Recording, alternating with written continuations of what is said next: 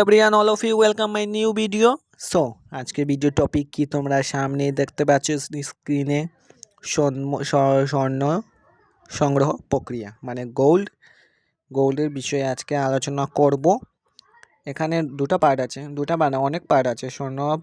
সংগ্রহ প্রক্রিয়া মানে ওটার একটা পার্ট, সংগ্রহ শিল্পের একটা পার্ট। সো প্রথমে এই 2 লাইন কি দেওয়া আছে আমরা পড়ে নিই। এটা তো খুবই সোজা সদস্যদ্য। আজকের লেকচার মানে 18।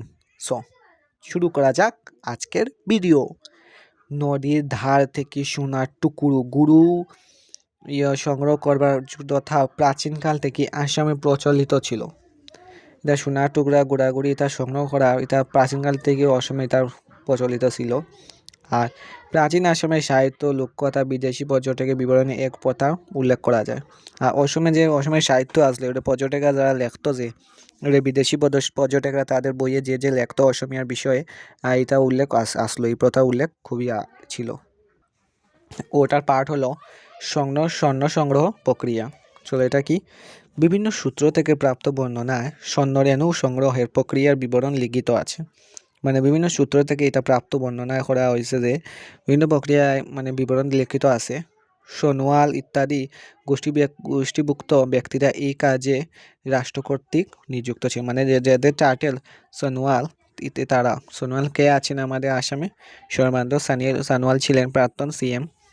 সোনাও ছিলেন নিযুক্ত। নদীর প্রবল স্রোতে এক তীরে বালি অন্য তীরে ভাসিয়ে মিলে সোনোয়ালদের এই বালি পরীক্ষা করে দেখতেন। মানে নদী প্রবল স্রোতে এই তীরে বালি অন্য বাড়িতে সোনোয়ালদের এই বালি পরীক্ষা করে দেখতেন। আর সেখানে সোনার হদিশ পাওয়ার সম্ভাবনা দেখা দিলে তারা সেখানেই শিবির স্থাপন করে বসবাস করতেন। একে বলা হতো সোন কুমোরা বা সোন খোপা। 4 জন সোনোয়াল পাইক একটি গুট গঠন করতেন। এই 4 জন পাইককে বলা হতো পালি এবং তাদের পরামর্শদাতাকে বলা হতো পাতি।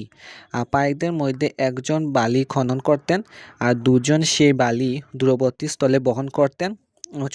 চতুর্থ জন বালি সোনার সন্ধান করতেন আর একটি তীক্ষ্ণ বাঁশের সাহায্যে বালি খনন করে কাঁকর বিশিষ্ট বাঁশের প্রসারিত পাত্রে তুলে সোনার অবস্থান পরীক্ষা করতেন। আর সোনা লাভ করবার সম্ভাবনা দেখা দিলে সেই স্থানে সোনোয়ালরা শিবির নির্মাণ করতেন।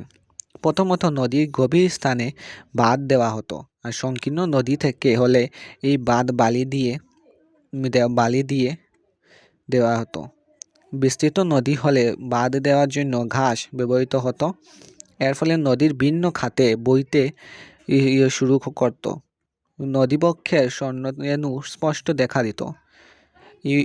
স্বর্ণযুক্ত বালি সংগ্রহের ক্ষেত্রে সংগ্রহ করে একটি বাঁশের চালুনির সাহায্যে খড়, ঘাস ইত্যাদি সরানো হতো। এভাবে 50 ঝুড়ি বালি জলে দেওয়া হলে সোনোয়ালরা তাকে বলতো সিয়া। সোনোয়ালরা কি বলতো? সিয়া। 50টার উপরে মানে ঝুড়ি হলে সোনোয়ালরা সিয়া বলতো। এখন কি?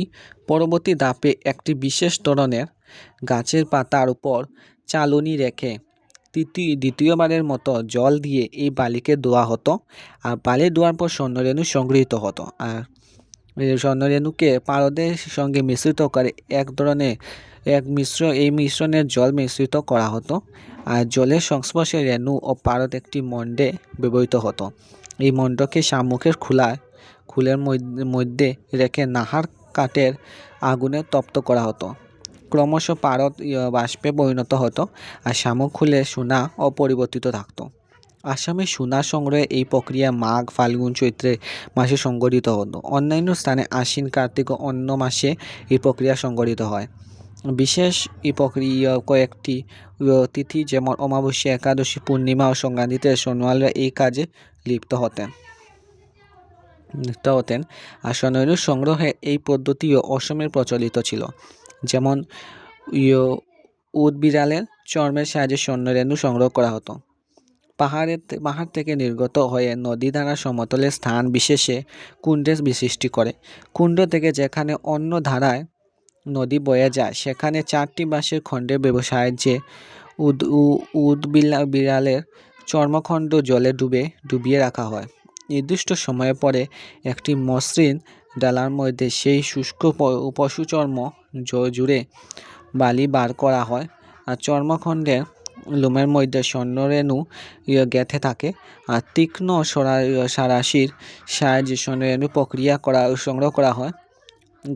গলিত অবস্থায় মণ্ডে পরিণত করা হয়। চুটিয়া কাছারি ও কুচ রাজত্বে স্বর্ণরেণু সংগ্রহের প্রক্রিয়া বিপুলভাবে প্রচলিত ছিল। প্রাচীন আসামে ব্রহ্মপুত্র, সুবনশিরি, দিহিং, দিবং, দিগারু, দিব্রু, দিসাং, জাজি, বরগাং,